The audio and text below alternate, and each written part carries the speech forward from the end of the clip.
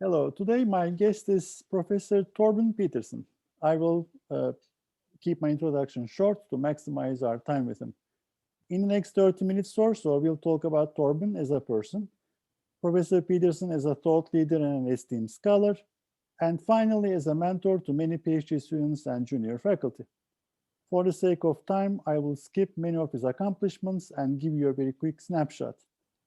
Professor Pedersen is an EIB fellow. He has published over 100 articles and books on managerial and strategic aspects of globalization. He is a co-editor of Global Strategy Journal and Advances in International Management. He has served as a guest editor in several special issues at JEBS, Management International Review, and Journal of Management Studies. He also serves on editorial boards of top IB and strategy journals. Torben was the vice president of EIB and the program chair for the EIB San Diego conference. He was also vice chairman of European International Business Academy. He received the FUHU Dissemination Prize in 2006, the EIB Best Paper Award in 2003, and the Statoil Prize for excellent research in business economics in 98. Thank you, Torben, for joining us. Thank you. And thanks for this nice introduction. I just have to update you in the sense that I'm not co-editor of Global Strategy Journal anymore. I was, but for 9 years, but not anymore. Perfect. Thank you. Torben, what did you want to become when you were a child? What I wanted to become when I was a child, you can say. Of course, I had many dreams, like probably like any other child. But you can say probably the most serious of them was that I wanted to be a professional soccer player. So in fact, I was at least that's the story I tell nowadays, that I was a talented goalkeeper. Until I started to get into my teenage years, and I started to have other interests, and so at that point in time, you can say my career as a goalkeeper faded out, and but of course I had many other dreams, as I guess most other children have. But I was never thinking about being an IB scholar, I should say, when I was young. Interesting. So can you pinpoint the earliest moment of awareness between international versus domestic? I would say my father was really a traveler. So of course I'm born and raised in Denmark. So my father he actually took us, the whole family, to many exotic places, and you can say at that point in time we were driving around in for example in Eastern Europe, on the other side of the Iron Curtain there, to what was called East Germany at that point in time, and Czechoslovakia and these countries. So I would say I'm in an early age learned that the world is very different. The world is a different place in the sense that there's not just one way of living and organizing societies and things like that. I learned that quite early in my life, I would say. True. When or how did you choose to be an IB scholar? I would say it was to a large extent this about. You can say it was at a time where there was a lot of focus on multinational companies and things like that. So I also made my PhD, for example, on foreign direct investments and things like that. So it was very much the topic that drove me into the field, so to say. So I was interested in this and started to work on it, and then I've been hanging on, you can say. But it was at a time where there was a lot of focus on what the power of multinational enterprises and things like that. So I started to study that. Okay. Something not on your CV, something interesting that you wouldn't put on your CV. You can say. I was actually spending a lot of time before I started to study. When I finished high school and before I started at university and things like that, I I was very active politically. For example, I was doing, you could say, a lot of happenings and occupying buildings, and we were doing different happenings. I recall one thing where we were doing striptease in a bank because they were stripping us. They were stripping the money for us and things like that. So there was some years there where I was quite active politically, and we were having a lot of fun and doing many happenings there. And that was before starting my academic career between high school and starting at university. Interesting. And actually, life before Twitter, life before Facebook, those activities meant something at the time. Not now. People are just typing it. Okay, if you stop doing what you're doing today, what would be the second best alternative career path? You can say I'm actually not speculating so much on what is my I have never been so much thinking about what I will do. But a funny thing here is that I often say, because I was also working as a taxi driver and a construction worker and many other things. In fact, my first education was as an installation worker. So before I started on academia again, so I usually say, but this is more fun, that I'm happy that I have this. I have a license to drive buses and trucks and things like that. So and taxi. So I often say with the taxi there, I know I have an exit option if I fail in academia. So I can always go back to it. But it's more. I honestly, I've never been thinking on that exit option. But I used to make fun and say, I feel so good. I have this exit option. Perfect. So, well, let's talk about regrets. What is one thing you wish you would have done that you didn't? Yeah, that's hard to say, actually. I'm not the type that speculates so much on what I didn't do. I'm actually speculating much more on what I'm doing and things like that. So I'm sure there were things I could have done differently and better and things like that. But I'm not speculating so much on that. I focus more on what I do than what I don't do, I have to say. Very positive. What was your biggest failure and what did you learn from it?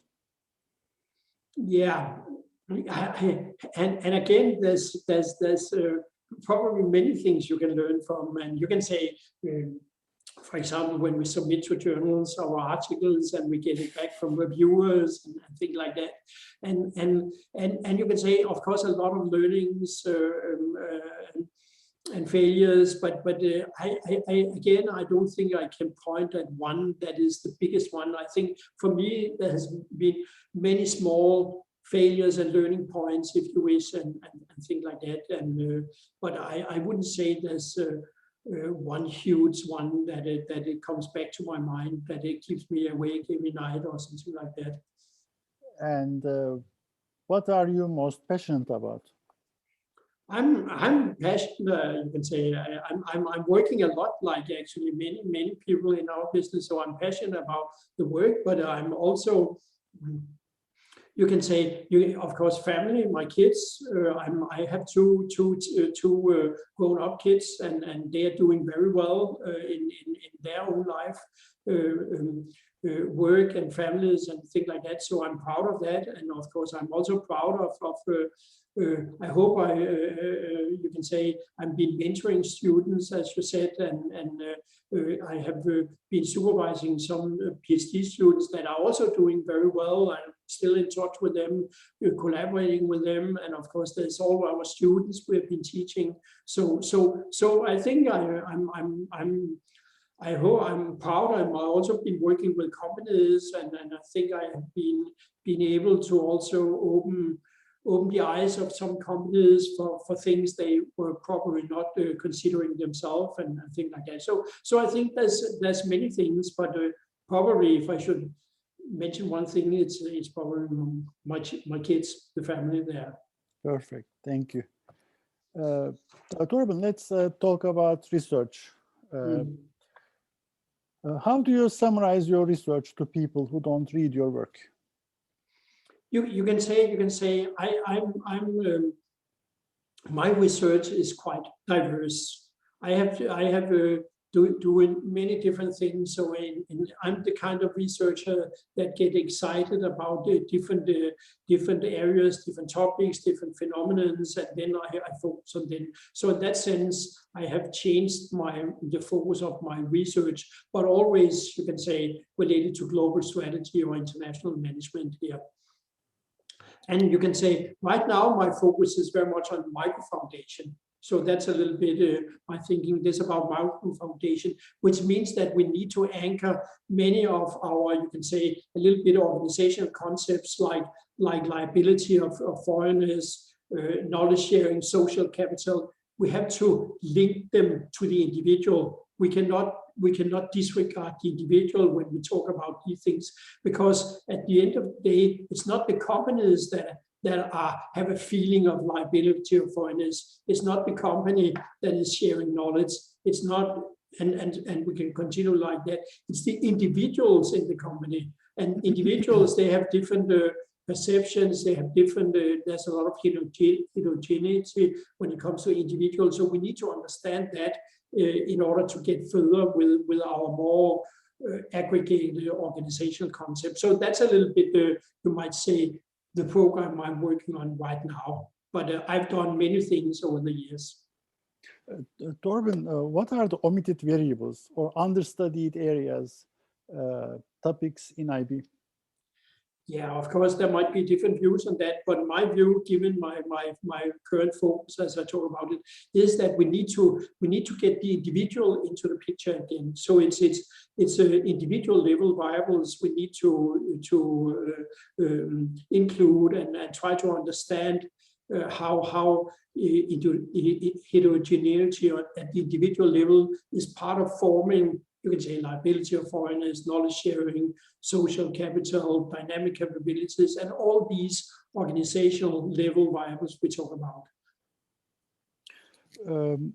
How do you come up with creative ideas in research? How do you, when you're sitting, when you're thinking, and your mind is wandering freely in a state of idle curiosity, how do you come up with ideas? Yes, so how I get ideas, you can say, of course, it's a combination of that you really think deep about them, but as you might allude a little bit to, many of the best ideas comes actually when your mind is a little bit free. For example, when you're in the shower, when you're biking, when you're running, and things like that. So that is often when, of course, you make the groundwork for that by really studying and thinking systematic and things like that. But often the really path-breaking ideas are coming more when you don't expect it and things like that. But of course, they would not come if it was not because you were really studying systematic the issues and reading papers, speculating and what we do here in this business. Where do you see the field in the next 5 to 10 years? What's the next big question, or where is this field going to? You can say when you ask that, of course, now we are in the middle of a pandemic, and I'm sure that the pandemic will have some lasting effects, in the sense that we have learned something here about that for example, that we can work more from home, more efficiently than we thought. We can actually teach at university in a different way and things like that. So there will be some lasting effects here from the pandemic that also has implications for international, for how international business are organized and things like that. But other than that, and you can say here, this whole pandemic has also speeded up a little bit what we talked about before, the fourth industrial revolution, in the sense that we use these use information technology much more. So if I should say, so what I think the future is about more about flexibility, agility, sustainability, and talent people. So I think all this will also have, you can say, companies need to be more flexible, they need to be more agile, they need to be more sustainable, and we need to focus on talent development. So I think all these things will have implications also for international business, for the global configuration of companies and things like that. Can you compare the past IB research and past IB mentality with the current one? I mean, you did mention about after pandemic, we will retain most of the activities that we have been doing during the pandemic, true. But where is this evolution going to, where is it headed to? Where is what you say? Evolution in IB research, IB fields. How do you see the evolution happening? How you can say how you can say how I think it will there will be more focus, as I say, on these things that multinational companies need to be, you can see, more flexible, agile, use some of these new information tools also and things like that, so that's an important thing of this. And then of course at the same time we need to be much more sustainable and as I say, focus on talent. So I think there will be much more research about these things going forward, so to say. Do you expect nationalism to increase or globalization to increase? I think you can say the way I see it is that globalization, of course, has been driven by some clear efficiencies. The division of labor the globe has created a lot of, which is globalization, of course, has created a lot of efficiencies, and they are still there. They're still there, but then companies will, of course, they will look for whether they can develop a little bit more resilience in their global configuration, without being at the expense of efficiency. That's the company view. So companies and the basic economic drivers, they are still there and pushing for some level of globalization. What we actually see is at the political level, we see a movement where there's much more talk about interdependence, national security, and things like that. So there's a political movement where governments are maybe playing a little bit with this, with the globalization and things like that. So to make a short answer, I think the economic arguments for globalization will still be there, maybe adjusted a little bit, but then there's a political pressure for less interdependence, which can mean more, can mean less globalization as well. So I would say the wording is still out there. Whether it will be more or less globalization in the future, maybe we'll stabilize more or less at the level we are today. Thank you. Torben, when you were going through the PhD program yourself, what was the best advice you received? Yeah, the best advice I received, I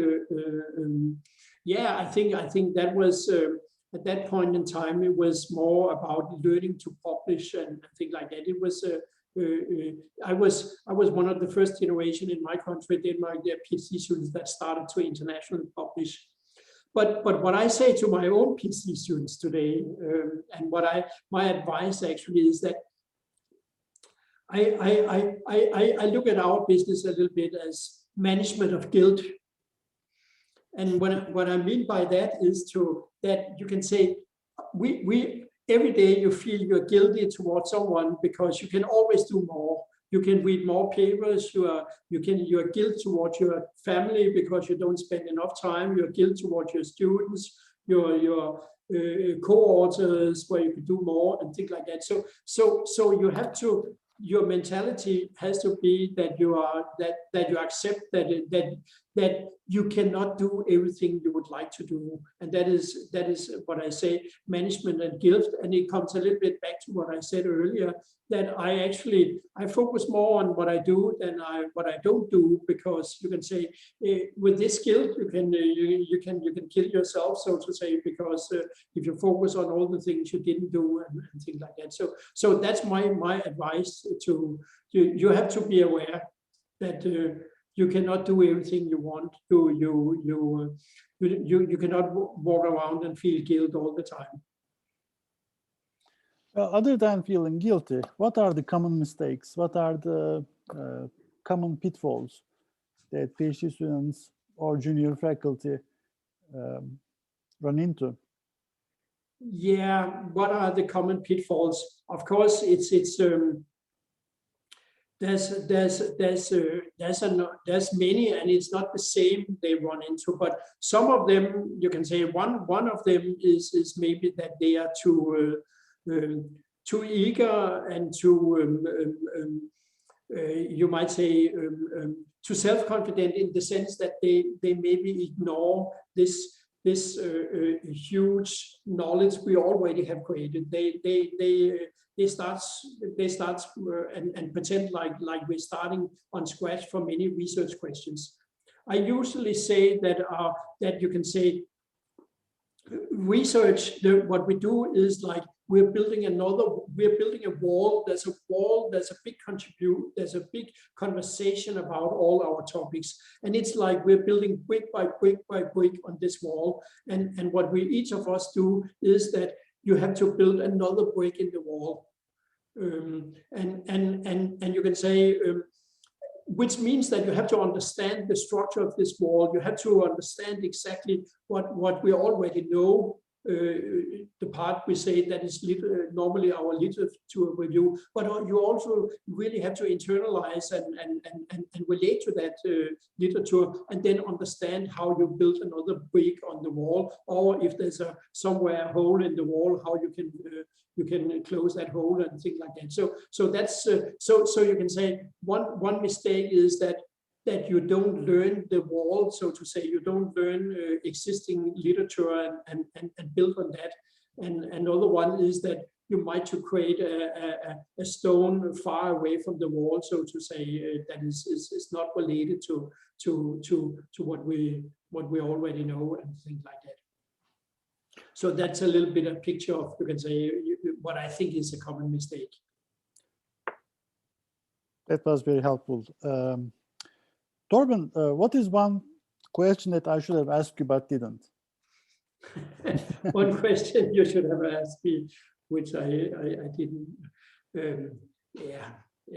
I have to say that you have asked some very good questions. So I cannot think of questions you should have asked. How you should have asked. Thank you. Thank you for your time. Thank you for this great conversation. Thank you. Thank you too. Thank you for the question, and thank you for inviting me.